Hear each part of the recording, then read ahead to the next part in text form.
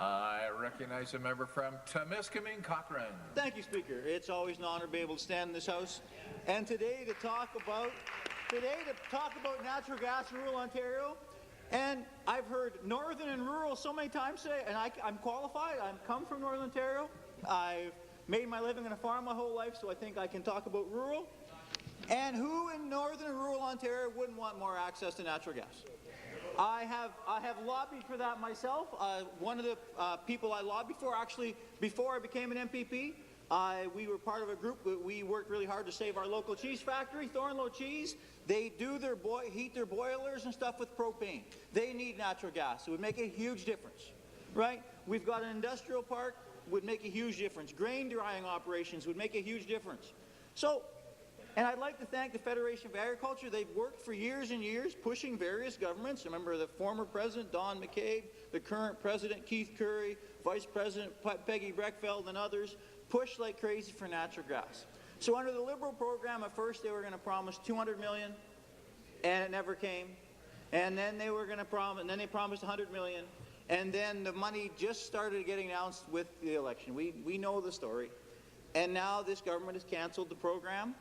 One of the projects was in my riding. It was actually to bring natural gas to Taylor Mine. And one of the other members today mentioned how big a difference natural gas would make to mining. It makes a huge difference. So, and I spoke to the representatives from Taylor Mine, and I spoke to the gas companies. I'll get to that later. And they're trying to work on something to replace that. Okay? So when this bill came forward, and the press releases they're great. You know, the press releases are, oh, this is going to make a huge difference in Northern Ontario. All these speeches, the government is doing their best to put their best foot forward. That's the way politics works. I don't got a problem with that. That's the government's job to put the best foot forward. It's our job to criticize. So I'm looking at what the bill actually says. And what the bill does, it allows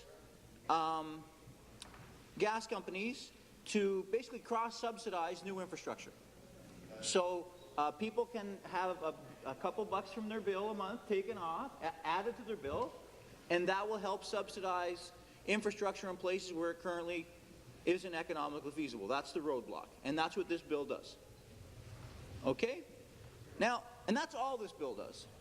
So I had a meeting with Union Gas and Enbridge, they're one company now, and to talk about how this bill was going to work for rural and Northern Ontario, specifically for my riding. We use my riding as examples, right, how this bill was going to work.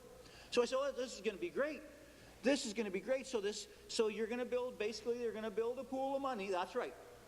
But it won't be, it's restricted because we can only add, you know, $1 or $2 to people's bills a month. And so that's going to be a slowly developing pool. But it became apparent that, and I don't blame private companies for wanting to make a profit. When I had a farm, it was a private enterprise that wanted to make a profit. They're going to focus that pool of money on where it makes the most sense to make money for them. I don't blame them for that, but that doesn't specifically mean northern. I keep hearing northern and rural. If I was the gas companies and I was going to use a program, the first thing I'd do is in new subdivisions. So it would make the gas infrastructure cheaper for the new houses. And I believe one of the members said something about that, how that would be. That makes economic sense for this program. It doesn't say anything. It doesn't make economic sense to specifically go to northern. And the way the government's talking, it's like, you know, northern where I live and deep rural where there's one house every half a kilometer. That's not what this bill is going to be servicing. Let's make that clear. And if the government disagrees, and if I'm wrong, I hope that they put something in amendments to this bill that changes that, because that is what this bill is going to help. Is it going to help some people? Yeah, it's going to help people in the suburbs. And probably in the suburbs of Sault Ste. Marie, and maybe the suburbs in North Bay, but it's not going to help people in Timiskaming and Cochrane, because they keep talking about northern and rural. When people hear northern and rural, they think of very small towns in rural, and they think of northern, like, you know, north of the tree line, it's not going to help there.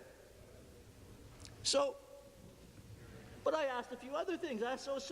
Okay, so let's say there's a program that does, so maybe one of ours closely does qualify.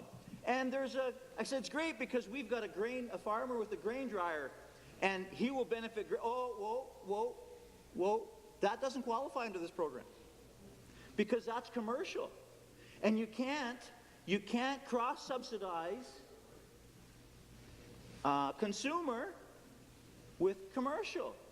So the $2 that comes off my colleague's bill and the $2 that comes off the people on the other side, because they're consumer customers, that $2 can't subsidize somebody who's got a grain dryer, because that's a different class. It doesn't say that in this bill, but that's the truth. So while the government is putting their best foot forward, I don't blame them. That's the government's job. But they're actually not going to have as big an impact as what they're saying. You know, I've heard I mentioned the OFA. The OFA supports us? Of course it. Why wouldn't they support something that has half a chance of getting one more farmer natural gas? One more farmer. Here, says the government whip. But there's no guarantee that the way the government is speaking, that all farmers are going to have access to natural gas because of that. And quite frankly, that is not the truth. And that's why people get so disillusioned with politicians and politics, because the promises are often much bigger than actually when the details come out. You get it to every. No. But I've heard, and the Minister of Transport, heckling me, but I get it to every. But I have heard up to so many thousand people are going to be serviced. Up to, and I've heard northern and rural all afternoon. But they actually aren't saying the details of how northern and rural would benefit directly from this program. Because a farmer who's looking for access to his grain dryer, because natural gas, the difference between natural gas and propane for a grain dryer on a farm is the difference between making it and not making it. And farmers are listening to this debate today, and you guys represent farmers thinking, all right, finally. And you know what? Under this, it's not going to happen. Thornlow cheese, wow, you know, finally somebody's waking up. Under this, not going to happen. Not going to happen at all with this piece of legislation, to the Minister of Transportation. Not with this piece of legislation. I'm very, very interested about natural gas, bringing natural gas to as many places where it's economically feasible. I agree, it has to be economically feasible. But this piece of legislation isn't doing what the government is promising. And that is a problem. Do we want to work with you on this legislation to make it better? Yes, we do. But you have to make sure that actually that the legislation, that you spell out who you're going to benefit. Why many of my members have said, you know, northern and rural, well, spell it out how they're actually, because they're not going to be helped nearly as much as you're saying. Specifically about the cross-subsidization. Specifically. And if I'm wrong, I will be very happy to be corrected, because it will make a big difference to people in rural Ontario. If this bill can bring natural gas cross-subsidized from consumer customers to commercial operations like grain dryers, like mines, and like Thornlow cheese, I'd be very interested to see how that's going to happen. Because with this piece of legislation, it's not. You're finally going to join us. It's not. I'm trying to tell it like it is. I'm not taking pot shots. I'm trying to tell it like it is. And I hope to be corrected.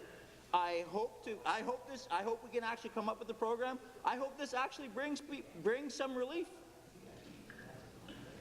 But there's no guarantee to people in rural Ontario that this bill is going to bring them access to a cheaper energy source like natural gas. Thank you, Speaker. Thank you very much.